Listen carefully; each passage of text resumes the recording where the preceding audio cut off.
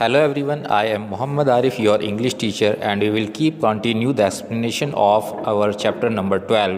After all, you are Faster Fenay. This is part 2. Banesh, alias Faster Fenay, had come to Matunga in Bombay to spend a holiday with his aunt. बनेश जिसको faster फैने बोलते थे वो बॉम्बे में मतुंगा आया था अपनी aunt के साथ छुट्टी बिताने के लिए। He had seen the contest advertised in the paper and wanted to take part. और उसने जो है अखबार में ये एडवर्टाइजमेंट देखा और वो जो है उसमें पार्टिसिपेट करना चाहता था, यानी इस कॉन्टेस्ट में हिस्सा लेना चाहता था। It doesn't take a great writer to put 10 words together. एक अच्छे लेखक को 10 शब्द एक जगह लिखने में कोई मुश्किल नहीं होती। Said Banesh to his aunt. Banesh ने अपनी आंट से कहा, of course after all you are Faster Fene. हाँ, वास्तव में, बहरहाल, आखिरकार तुम फास्टर फैने हो। Replied his aunt. उसकी आंट ने जवाब दिया, but your sentence must be a winner. लेकिन तुम्हारा जो सेंटेंस है वो जीत हासिल करने वाला होना चाहिए। डोंट जस्ट, मात्र एक सेंटेंस नहीं होना चाहिए। She broke of in a fit of coughing. और इतना कहने के बाद उसकी आंट को खांसी का दौरा पड़ गया। Jock cough drops had found their first customer. Jock cough drops को उनका पहला कस्टमर यानी उनका पहला ग्राहक मिल गया था। Stop. Banesh stared at his aunt, his mouth open. रुको, बनेश ने अपनी आंट की ओर मुंह खुले हुए देखा। I have a brain wave. मेरे पास एक आइडिया, एक विचार है। My picture will be a frog stuck in someone's throat. मेरी तस्वीर जो होगी वो ऐसी होगी कि एक व्यक्ति के गले में फ्रॉग फंसा हुआ है। ही इज़ शाउटिंग, वो चिल्ला रहा है। क्रॉक क्रॉक, ये मेंढक की आवाज़ होती है फ्रॉग की, crook crook. The next line is, और अगली लाइन होगी, व्हेन कफ्स वॉन्ट स्टॉप। जब खांसी नहीं रुकती है, जब खांसी ना रुके, देन आई विल से, तब मैं कहूँगा, best to pop in a jug cough drop. और यानी तब जो है जग कफ ड्रॉप पीना चाहिए। नॉट इवन 15 वर्ड्स, और ये 15 वर्ड्स भी नहीं है। डोंट बी सिली, बेवकूफ़ मत बनो। सेड हिज आंट, उसकी आंट ने कहा। Coughing away as she went out of the room, और खांसते हुए वो कमरे से बाहर निकल गई। द कॉन्टेस्ट वॉज ऑन, और कॉन्टेस्ट जारी था। Nandu Navate was also present. Nandu Navate भी वहाँ मौजूद था। Though Nandu may have been a good fellow at heart. हालांकि नंदू दिल का बुरा लड़का नहीं था, वो एक अच्छा लड़का था। He had this compulsive habit of telling tall stories.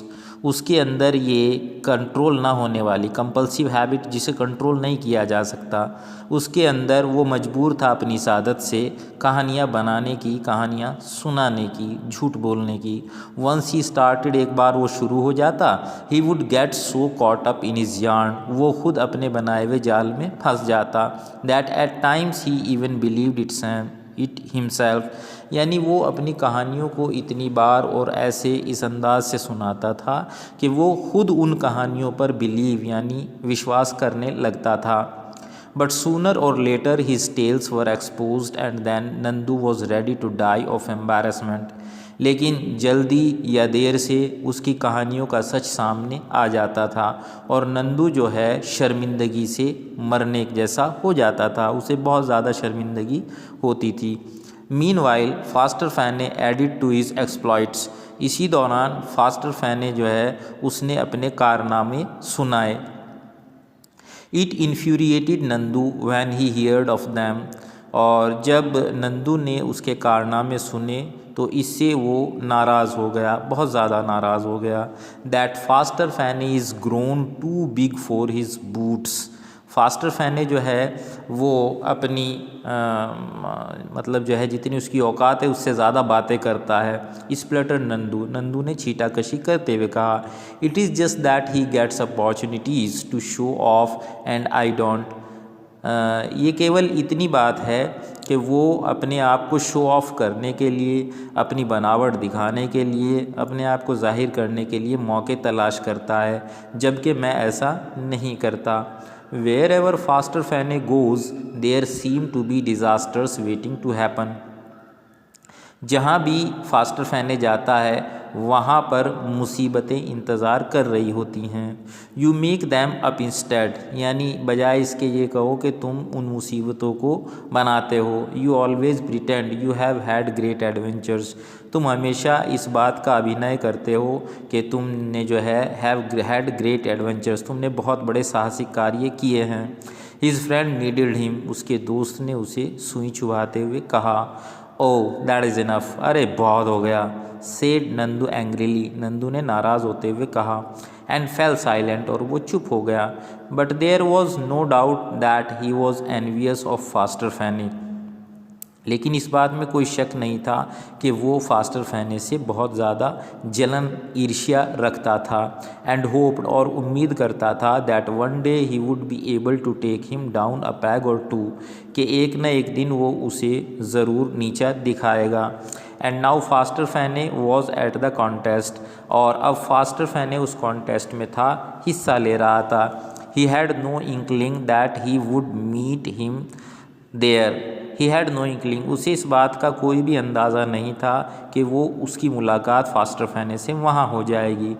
He had painted a picture of an imaginary gentleman, उसने एक कल्पनात्मक व्यक्ति की तस्वीर बनाई, अ मिस्टर ओक, जिसका नाम मिस्टर ओक था। ऑन हिज बैलून, अपने बैलून पर। And was writing his slogan beneath it in red paint, यानी उसने अपने बैलून पर, अपने गुब्बारे पर मिस्टर ओक नाम के एक कल्पनात्मक आदमी की तस्वीर बनाई, और फिर रेड पेंट से, लाल रंग के पेंट से उसके नीचे अपना स्लोगन लिख रहा था। This was part 2 of your chapter number 12, after all you are Faster Fene. Thank you.